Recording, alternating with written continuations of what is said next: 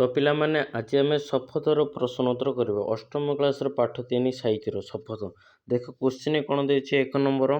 तो पिला माने हेडिंग देछि पाठ्य अंतर्गत मो बुझिबार। देख क नंबर क्वेश्चन कौन लिखाई निम्नलिखित प्रश्नर उपयुक्त उत्तर पाखरे तार स्टार चिन्ह देबा कहछि। देख एक नंबर कौन लिखाई पठित कवितार केउ मानकु दहन करबा पई कवि कहिसंती। ऑप्शन देछि क स्वाधचिन्ह मिथ्या कथा ना, ख भोक ना, ग हिंसा व्यथा ना, घ दुख प्रास। तो उत्तर ठीक उत्तर हबार कड़ा स्वाधचिन्ह मिथ्या कथा। तो पिलाने से कौन कर स्टार चिन्ह दब ठीक चिन्ह मारिब। दुई नंबर ए देख क्वेश्चन कौन लिखाई झरणा सम झरी भी हसी पदटीर तात्पर्य कौन। देख ऑप्शन दे देछि क प्राणर प्राण खोलिबा ना, ख तृष्टाकार रखिबा नाही ना, ग भोकरी भोक जीवार नाही ना, घ ऑप्शन देछि अर रूप रंगे साजी। तो ठीक उत्तर हम ठीक उत्तर हम खड़ा कौन देछि तृष्टाकार रखिबा नाही। तो पिलाने से कौन कर स्टार चिन्ह तुम दब। तो पिलाने नेक्स्ट पेज काढ़ 3 नंबर क्वेश्चन कौन देछि देख। तो पिलाने 3 नंबर क्वेश्चन लिखिछि नभर सम स्वच्छमुखी केउ भाव नथिबा बोली कवितार कहुछि। तो देख ऑप्शन दे से क नंबर लिखिछि मिथ्या कथा ना, ख सरला हास ना, ग हिंसा बात्या ना, घ दुख प्रास। तो पिलाने आर ठीक उत्तर हम ग नंबर हिंसा बात्या से कौन कर ठीक चिन्ह मारिब बा स्टार चिन्ह तुम दब। 4 नंबर देख क्वेश्चन कौन लिखाई कहा परी कवि दुख प्रास को आबर नेबा पाई कवितार कहुछि। ऑप्शन दे देछि क लिखाई सिंधु सम ना, ख अग्नि सम ना, ग पवन सम ना, घ धरणी सम। तो पिला माने आर ठीक उत्तर हम घ नंबर 4 धरणी सम से ठीक चिन्ह मारिबा स्टार चिन्ह तुम दब। ଏବେ 5 ନମ୍ବର କ୍ୱେଶ୍ଚନ ଦେଖ କ'ଣ ଦିଆଯାଇଛି। ତ ପିଲାମାନେ 5 ନମ୍ବର କ୍ୱେଶ୍ଚନ ଲେଖିଛି ସମତା ପଥେ ଚାଲିବା ପାଇଁ କବି କେଉଁ ଗାନ ଗାଇବା ପାଇଁ କହି ଚାହୁଁଛନ୍ତି। ତ ଅପସନ ଦେଇଛି କ ଲେଖାଛି ଶାନ୍ତିର ଗାନ ନା, ଖ ଲେଖାଛି ପକ୍ଷୀର ଗାନ ନା, ଗ ଲେଖାଛି ମେଘର ଗାନ ନା, ଘ ଲେଖାଛି ସିନ୍ଧୁର ଗାନ। ତ ପିଲାମାନେ ଆର ଠିକ ଉତ୍ତର ହବ କ ନମ୍ବରଟା ଶାନ୍ତିର ଗାନ। ତ ସେଇଟା କ'ଣ କରୁଛି ଠିକ ଚିହ୍ନ ବା ଷ୍ଟାର ଚିହ୍ନ ତମେ ଦବ। ପିଲାମାନେ ଏବେ ଦେଖ ଖ ନମ୍ବର କ'ଣ ଲେଖାଯାଇଛି ତଳେ କ୍ୱେଶ୍ଚିନ୍ ତୁମର ସାଙ୍ଗମାନଙ୍କ ଭିନ୍ନ ଉତ୍ତର ବାଛି ଥାଇ ପାରନ୍ତି, ତୁମେ ବାଛିଥିବା ଉତ୍ତର କାହିଁକି ବାଛିଛି ତାହା ସେମାନଙ୍କ ସହିତ ଆଲୋଚନା କରିବ। ପିଲାମାନେ ଏଇଟା ତୁମ ସାଙ୍ଗମାନଙ୍କ ସହିତ ଆଲୋଚନା କରିବ। ତ ତଳେ ଦେଖ ହେଡ଼ିଂ କ'ଣ ଦିଆଯାଇଛି। ତ ପିଲାମାନେ ଦେଖ ମିଳିମିଶି ଯୋଡ଼ିବା କ'ଣ ଲେଖିଛି କବିତାର କିଛି ପଦ କ ସ୍ତମ୍ଭରେ ଦିଆଯାଇଛି, ସେହି ପଦ ଗୁଡ଼ିକର ଅର୍ଥ ଖ ସ୍ତମ୍ଭରେ ଦିଆଯାଇଛି। ଠିକ୍ ଉତ୍ତରକୁ ରେଖା ଦ୍ୱାରା ଯୋଡ଼। ତ ପିଲାମାନେ ଏଇଟା କ ସ୍ତମ୍ଭ ଦେଇଦେଇଛି, ଏଇଟା ଦେଖ ରେଖା ଯୋଡ଼ିବ। ଦେଖ 1 ନମ୍ବର କ'ଣ ଲେଖାଇଛି ପକ୍ଷୀ ସମ ଗାଇବି ଗୀତ ହୃଦୟରେ ଉଠିବ ବାଜି। ତ ଆର ଠିକ ଉତ୍ତର ଖ ସ୍ତମ୍ଭଟା 4ଟା ସରଳ ବିହଙ୍ଗର କାକଳି ପରି ସମସ୍ତଙ୍କୁ ହୃଦୟରୁ ପ୍ରତିଧ୍ୱନି ସୃଷ୍ଟି କରିବା। ତ ସେଇଟା ତୁମେ ଗାର ଟାଣିବ। ତାପରେ 2 ନମ୍ବର କ'ଣ ଲେଖାଛି ଦେଖ ଗର୍ଭବରେ ଧର୍ମେ କରି କର୍ମ ମୋର ଟେକିବି ଶିର। ତ ଆର କୋଉଟା ଗାର ଟାଣିବ ଯେ 2 ନମ୍ବରଟା ଗାର ଟାଣିବ। ଖ ସ୍ତମ୍ଭରେ 1 ନମ୍ବରଟା ଗାର ଟାଣିବ ସ୍ୱାଭିମାନଙ୍କର ସହ ଧର୍ମକୁ ବରଣ କରି କର୍ମ କରି ଚାଲିବା। ତ ସେଇଟା ଗାର ଟାଣିବ 2ରେ 1। ଏବେ କ ସ୍ତମ୍ଭର 3 ନମ୍ବର କ'ଣ ଲେଖାଛି ଦେଖ ରୁଗୁଣ ଜନେ ପାରୁସେ ରହି ଶୁଶ୍ରୂଷାରେ ଲାଗିବ ତାର। ତ ପିଲାମାନେ 3 ନମ୍ବରଟା କୋଉଟା ଗାର ଟାଣିବ ଯେ ଖ ସ୍ତମ୍ଭରେ ତମେ 2 ନମ୍ବରଟା ଗାର ଟାଣିବ। କ'ଣ ଲେଖାଇଛି ରୁଗୁଣ ଜନର ସେବା ହିଁ ମାଧବ ସେବା। ତ ପିଲାମାନେ ସେଇଟା ଗାର ଟାଣିବ। ଏବେ ଦେଖ 4 ନମ୍ବର ଦେଇଛି ମୋହିତ ନୁହେଁ ମୋହିର ପାଇଁ ସବୁରି ଲାଗି ମୋହିର ପ୍ରାଣୀ। ତ ଆର ଖ ସ୍ତମ୍ଭର କୋଉଟା ଗାର ଟାଣିବ ଯେ ଖ ସ୍ତମ୍ଭରେ 3 ନମ୍ବରଟା ଗାର ଟାଣିବ ପରହିତ ପାଇଁ ନିଜ ଜୀବନକୁ ଉତ୍ସର୍ଗ କରିବା। ତ ପିଲାମାନେ ଏମିତି କ ସ୍ତମ୍ଭ ଖ ସ୍ତମ୍ଭ ଗାର ଟାଣିବ ମିଳିମିଶି ଯୋଡ଼ିବ। ତାପରେ ଏବେ ନେକ୍ସଟ ପେଜ କାଢ଼ କ'ଣ ଦିଆଯାଇଛି ଦେଖ। ତ ପିଲାମାନେ ଗୋଟେ ଗୀତ ଦେଇଛି ଦେଖ ହେଡ଼ିଂ କ'ଣ ଲେଖିଛି କବିତାରେ ପଦ ଗୁଡ଼ିକ ଆଲୋଚନା କରିବା। କବିତାରୁ ଚୟନ କରାଯାଇଥିବା କେତେକ ପଦ ତଳେ ଦିଆଯାଇଛି, ସେଗୁଡ଼ିକ ଭଲ ଭାବରେ ପଢ଼ ଓ ଚିନ୍ତା କର, ସେଥିରୁ ତୁମେ କ'ଣ ବୁଝିଲେ ନିଜ ଭିତରେ ଆଲୋଚନା କର ଓ ଲେଖ। ତ ଦେଖ ଗୋଟେ ଗୀତ ଦେଇଛି। ତ ପିଲାମାନେ ଦେଖ ପ୍ରଥମେ ଗୀତ 1 ନମ୍ବର କ'ଣ ଦେଇଛି ସିନ୍ଧୁ ସମ ଫେରାଇ ଦେବି ଯିଏ ସେ ଦେବ ସରଳ ହାସ ଧରଣୀ ସମ ନେବିରେ ନେବି ବୁଖେ ବହି ଦୁଃଖ ପ୍ରାସ। ତ ପିଲାମାନେ 1 ନମ୍ବର ତମେ ନିଜେ ବୁଝି ନିଜ ଭାଷାରେ ଲେଖିବ। ଦେଖ ଉତ୍ତର କେମିତି ଲେଖିବ 1 ନମ୍ବର କହିଦେଉଛି। ତ ପିଲାମାନେ 1 ନମ୍ବର ଉତ୍ତର ଲେଖିବ। ଦେଖ ଏଇଟା ସରଳାର୍ଥ ଦେଇନି ନା, ତ ସରଳାର୍ଥ ଲେଖିବନି। ଦେଖ 1 ନମ୍ବର ଉତ୍ତର କେମିତି ଲେଖିବ କହିଦେଉଛି ଭବାର୍ଥ ଏହି ପଦରେ କବି ସମୁଦ୍ର ଏବଂ ପୃଥିବୀ ପରି ଉଦାର ମନୋଭାବ ପ୍ରକାଶ କରିଛନ୍ତି। ଯଦି କେହି ତାଙ୍କୁ ଟିକିଏ ସରଳ ହସ ବା ସ୍ନେହ ଦିଏ ତେବେ କବି ତାଙ୍କୁ ସମୁଦ୍ର ପରି ଅକାଳ ଅପରନ୍ତୁ ଭଲ ପାଇବା ଫେରାଇ ଦେବେ। ଠିକ୍ ସେହିପରି ଧରିତ୍ରୀ ମାତା ଯେମିତି ସବୁକିଛି ସହ୍ୟ କରେ କବି ମଧ୍ୟ ଅନ୍ୟମାନଙ୍କର ସମସ୍ତ ଦୁଃଖ କଷ୍ଟକୁ ନିଜ ହୃଦୟରେ ସହସ୍ର ସହି ନେବାକୁ ଶପଥ କରିଛନ୍ତି। ତ ପିଲାମାନେ 1 ନମ୍ବର ଏମିତି ଉତ୍ତର ଲେଖିବ। ଏବେ 2 ନମ୍ବର ଦେଖ ଗୀତ କ'ଣ ଲେଖା ହେଇଛି। ତ ପିଲାମାନେ ଦେଖ 2 ନମ୍ବର କ'ଣ ଲେଖା ହେଇଛି। ମୋହିତ ନୁହେଁ ମୋହରି ପାଇଁ ସବୁରି ଲାଗି ମୋହରି ପ୍ରାଣ, ସମତା ପଥେ ପତାକା ବାହି ସନ୍ଥିରେ ମୁଁ ଚରିବି ଗାନ। ତ ପିଲାମାନେ 2 ନମ୍ବର ବି ଗୀତ ଲେଖିଛି। ତ ଉତ୍ତର ଲେଖିବ 2 ନମ୍ବର। ଉତ୍ତର ଲେଖିବ ଶବ୍ଦାର୍ଥ ମୋହରି ଦେଇଛି ପିଲାମାନେ ମୋର ନିଜର ସମତା ପଥେ ସମାନର ରାସ୍ତାରେ ତ ଦେଇଛି। ଦେଖ ଭବାର୍ଥ କ'ଣ ଲେଖିବ। ଏଠାରେ କବିଙ୍କର ନିଃସ୍ୱାର୍ଥ ପର ଜୀବନ ଦର୍ଶନ ପ୍ରକଟ ହୋଇଛି। କବି କହିଛନ୍ତି ଯେ ତାଙ୍କ ଜୀବନ କେବଳ ନିଜ ସ୍ୱାର୍ଥ ପାଇଁ ନୁହେଁ ବରଂ ସମଗ୍ର ମାନବ ଜାତିର କଲ୍ୟାଣ ପାଇଁ ଉଦ୍ଦିଷ୍ଟ। ସେ ସମାଜର ଜାତି ଧର୍ମ ବର୍ଣ୍ଣ ନିର୍ବିଶେଷରେ ସମାନତାର ପତାକା ଉଡ଼ାଇ ସବୁଆଡ଼େ ଶାନ୍ତି ଓ ମୈତ୍ରୀର ଗୀତ ଗାଇବାକୁ ଚାହାନ୍ତି। ତ ପିଲାମାନେ ଏମିତି 2 ନମ୍ବର ଉତ୍ତର ଲେଖିବ ଗୀତର। ଏବେ 3 ନମ୍ବର ଦେଖ ଗୀତ କ'ଣ ଲେଖା ହେଇଛି। ତ ପିଲାମାନେ ଦେଖ 3 ନମ୍ବର କ'ଣ ଲେଖା ହେଇଛି। ଝରଣା ସମ ଝରିବି ହସି ତୃଷ୍ଣାକାର ରଖିବି ନାହିଁ, ଶସ୍ୟ ଦଳେ ଧରିବି ଲସି ଭୋକରି ଭୋକ ଜୀବରେ ନାହିଁ। ତ 3 ନମ୍ବର ବି ଶବ୍ଦର ଉତ୍ତର ଲେଖିବ ଏଇ ଗୀତର। ତ ଉତ୍ତର ଲେଖିବ ତମେ କ'ଣ ଶବ୍ଦାର୍ଥ ତୃଷ୍ଣା ପୋଷ ଶସ ଲସି ଉଲ୍ଲସ ବି ହୋଇବା ସବୁ। ଦେଖ ଭାବାର୍ଥ କବି ପାହାଡ଼ି ଝରଣା ଭଳି ହସି ହସି ବହିଯିବାକୁ ଚାହାନ୍ତି ଏବଂ ସଂସାରର କାହାରିକୁ ଶୋଷିଲା ରଖିବାକୁ ଚାହାନ୍ତି ନାହିଁ। ସେ ନିଜ ପ୍ରେମ ଓ ଶ୍ରମ ଦ୍ୱାରା ଧରିତ୍ରୀକୁ ସବୁଜ ଶସ୍ୟର ଶୋଭାମୟ କରିବାକୁ ଚାହାନ୍ତି, ଯାହାଦ୍ୱାରା ସମାଜକୁ ଦରିଦ୍ର ଓ ଭୋକିଲା ଲୋକଙ୍କର କ୍ଷୁଧା ସମ୍ପୂର୍ଣ୍ଣ ରୂପେ ଦୂର ହୋଇପାରିବ। ତ ପିଲାମାନେ ଏମିତି 3 ନମ୍ବର ଗୀତର ଉତ୍ତର ଲେଖିବ। ଏବେ ନେକ୍ସଟ ପେଜ କାର୍ଡ଼ କ'ଣ ଦିଆଯାଇଛି। ତ ପିଲାମାନେ ଦେଖ ନେକ୍ସଟ ପେଜରେ ହେଡ଼ିଂ କ'ଣ ଦେଇଛି। ଅନୁମାନ ଓ କଳ୍ପନା ଦେଇଛି।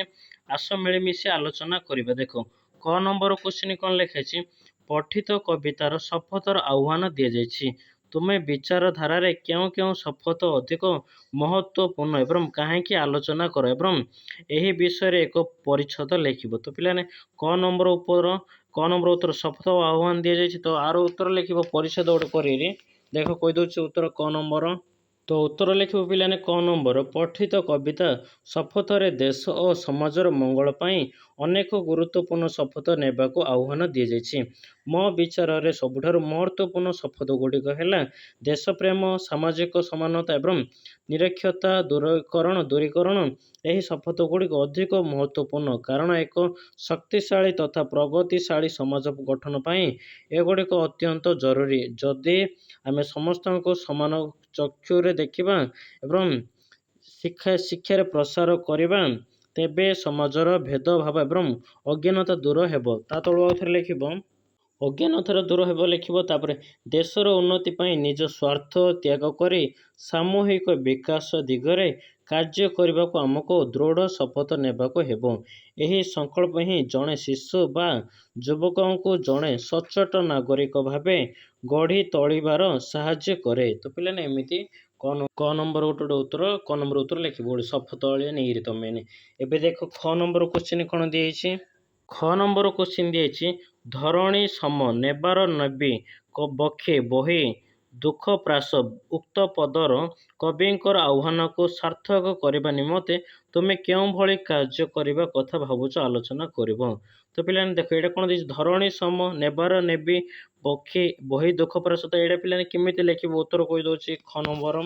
ତ ଖ ନମ୍ବର ଉତ୍ତର ଲେଖିବ କ'ଣ ଯେ ଉକ୍ତ ପଦରେ କବି ଧରିତ୍ରୀ ମାତା ଭଳି ଧୈର୍ଯ୍ୟବାନ ହୋଇ ସମାଜର ଦୁଃଖ ଓ କଷ୍ଟକୁ ନିଜ ବୁକୁରେ ସହି ନେବା ଏବଂ ଅନ୍ୟର ଦୁଃଖ ଦୂର କରିବାକୁ ଆହ୍ୱାନ ଦେଇଛନ୍ତି।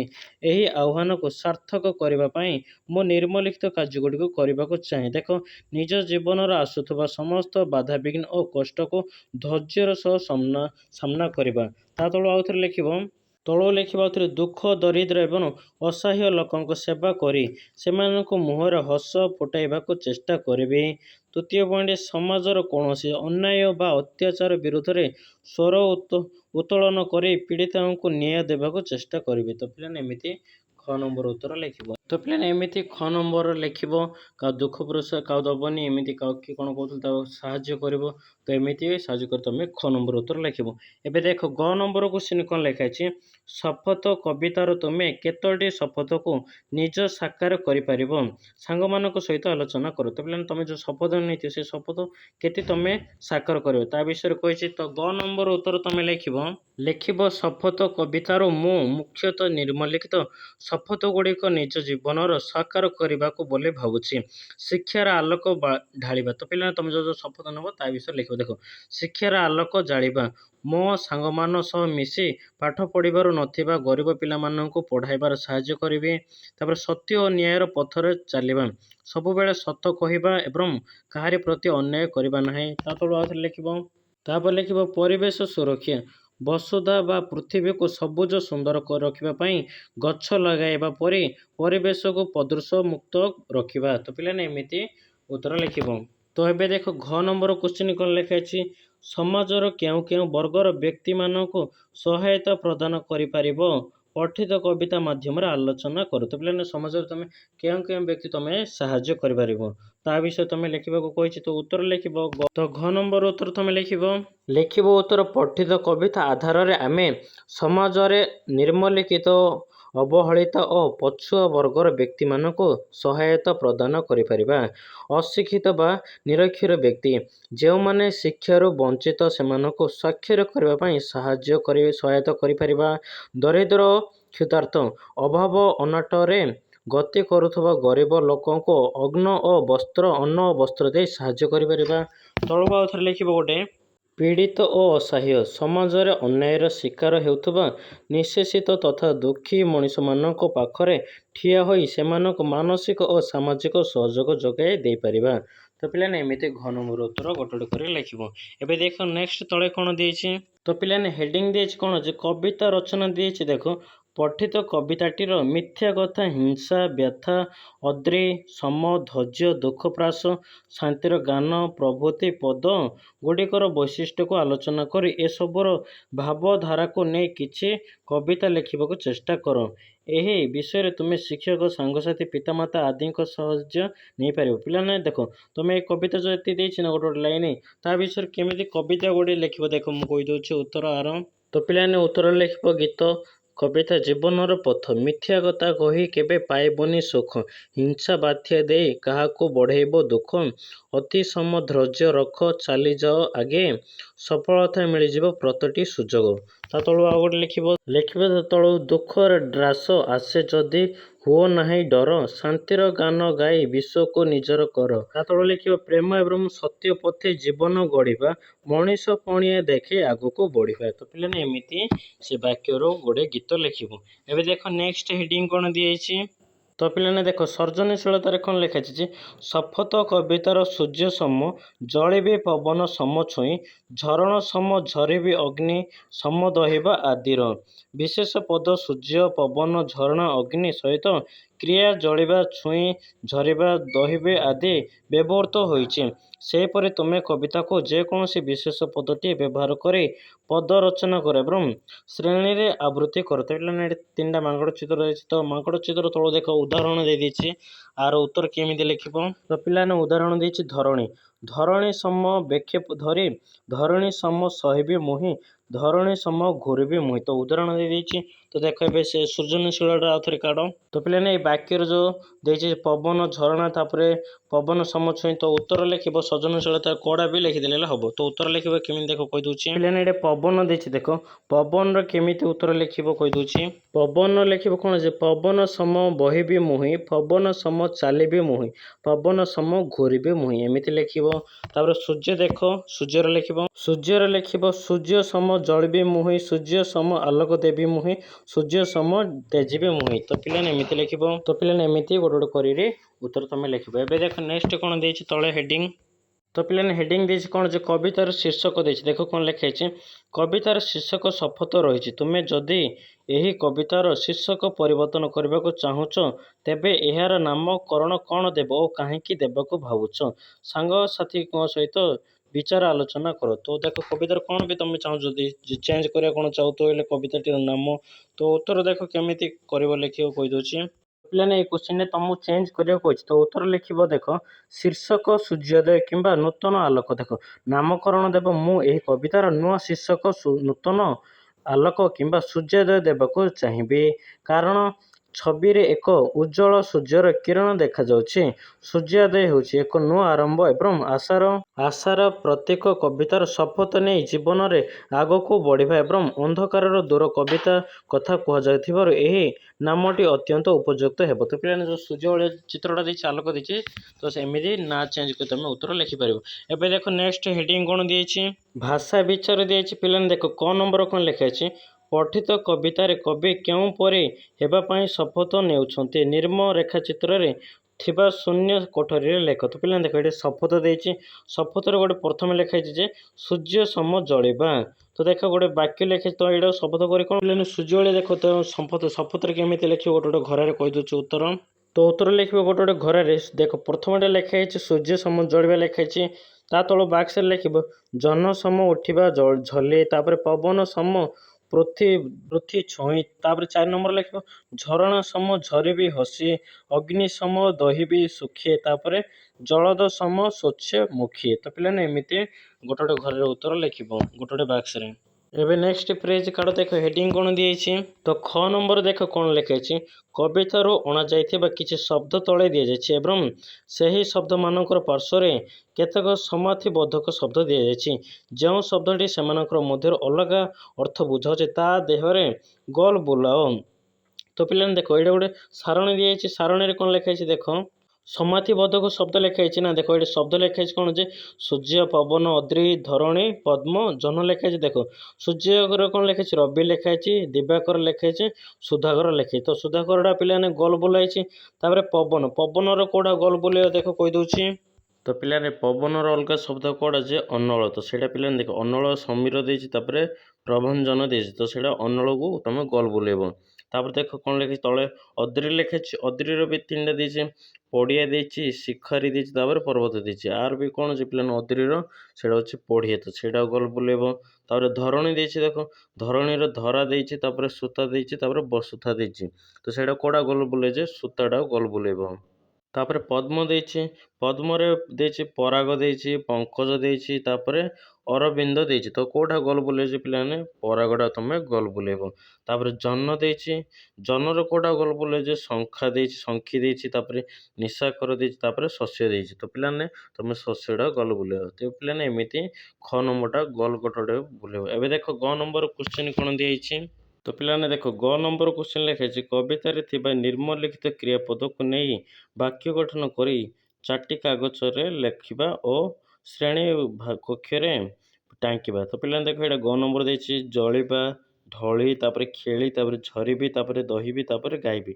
ତ ପିଲାମାନେ ଜଳିବା ଦେଇକି ଗୋଟେ ଗୋଟେ ବାକ୍ୟ କରି ଲେଖିବ ଆଉ ଯେତେ 5ରୁ 6ରୁ ଯଦି ନି ଗୋଟେ ଗୋଟେ ବାକ୍ୟରେ ଗୋଟେ ଗୋଟେ ୱାର୍ଡ଼ରେ ଲେଖିବ। ଦେଖ ଜଳିବାରେ କେମିତି ଲେଖିବ କହିଦେଉଛି ବାକ୍ୟ ଜଳିବାରେ ଲେଖିବ ମୁଁ ସୂର୍ଯ୍ୟ ପରି ଜଳି ଜଗତକୁ ଆଲୋକିତ କରିବି ଏମିତି ବାକ୍ୟ ଲେଖିବ। ତାପରେ ଢଳିରେ ଲେଖିବ ପବନରେ ବେଗରେ ଗଛର ଡାଳଟି ତଳକୁ ଢଳି ପଡ଼ିଲା। ତାପରେ ଲେଖିବ ଖେଳିରେ ଲେଖିବ ପିଲାମାନେ ପଡ଼ିଆରେ ଖେଳି ସାରି ଘରକୁ ଫେରିଲେ। ତାପରେ ଝରିବି ଲେଖା ହେଇଛି ମୁଁ ବର୍ଷା ଟପ ହୋଇ ଆକାଶରୁ ଧରିତ୍ରୀ ବ୍ଲୁକୁ ଝରିବି। ତା ତଳୁ ଆଉ 2ଟା ଲେଖିବ ଦହିବି ଅନ୍ୟର ଦୁଃଖ ଦେଖି ମୁଁ ମନେ ମନେ ଦହିବି ଗାଇବି ମୁଁ ସ୍ୱାଧୀନତା ଦିବସରେ ଏକ ସୁନ୍ଦର ଦେଶାତ୍ମକ ବୋଧକ ଗୀତ ଗାଇବି। ତ ପିଲାମାନେ ଏମିତି ଗୋଟେ ଗୋଟେ ୱାର୍ଡ଼ର ଗୋଟେ ଗୋଟେ ବାକ୍ୟ କରି ଲେଖିବ। ଏବେ ନେକ୍ସଟ ଦେଖ ତ ପିଲାମାନେ ଏବେ ହେଡ଼ିଂ କାଢ଼ ଦୈନନ୍ଦିନ ତଳେ ଦେଇଛି ହେଡ଼ିଂ ତ ପିଲାମାନେ ଦେଖ ଦୈନନ୍ଦିନରେ କ'ଣ ଲେଖା ଅଛି ତୁମେ ଯେକୌଣସି ଗୋଟିଏ ଦିନରେ କାର୍ଯ୍ୟକଳାପ ଉପରେ ଧ୍ୟାନ ଦିଏ ଏବଂ ତୁମର ଦୈନନ୍ଦିନ ପୁସ୍ତିକାରେ ଲେଖ ଯେ ତୁମେ କେଉଁ ସମୟରେ ହସିଥିଲ ଗୀତ ଗାଇଥିଲ ଏବଂ କାନ୍ଦିଥିଲ। ତ ପିଲାମାନେ ତୁମେ ଦୈନନ୍ଦିନ ହେଲେ କ'ଣ ତୁମ ଜୀବନ କେବେ ହେଲେ ଗୋଟେ ଦିନ ହେଲେ କ'ଣ କରୁଥିଲ ସକାଳୁ କ'ଣ କରୁଥିଲ କେବେ ଗୀତ ଗାଇଥିଲ କେବେ କ'ଣ ଯେ ହସୁଥିଲ କେବେ କାନ୍ଦୁଥିଲ ତା ବିଷୟରେ ଗୋଟେ ଲେଖିବାକୁ କହିଛି। ଦେଖ ସକାଳୁ ଜିନିଷ ଉଠି ତ ଉତ୍ତର କହିଦେଉଛି କେମିତି ଲେଖିବାର ଉତ୍ତର ତ ପିଲାମାନେ ଉତ୍ତରରେ ତୁମେ ତାରିଖ ପକାଇବ ତୁମେ ଯେଉଁଦିନ କହୁଥିବ ତାପରେ ସକାଳ ନେବ ସକାଳ 8ଟା ହସିଥିଲି ସକାଳେ ଜଳଖିଆ ଖାଇବା ସମୟରେ ମୋ ଭାଇର ଏକ ମଜାଳିଆ କଥା ଶୁଣି ମୁଁ ଜୋରରେ ହସିଥିଲି। ତାପରେ ଦିନ 11:30ଟା ବା ଗୀତ ଗାଇଥିଲ। ଦେଖ ସ୍କୁଲରେ ସଙ୍ଗୀତ ଶିକ୍ଷକଙ୍କ ପାଖରେ ମୁଁ ମୋର ପସନ୍ଦର ଗୋଟିଏ ଦେଶାତ୍ମକ ଭୌତିକ ଗୀତ ଗାଇଥିଲି। ତା ତଳ ଲେଖିବ କାନ୍ଦିବାର। ଅପରାହ୍ନ ଲେଖିବ 4ଟା। କାନ୍ଦୁଥିଲି।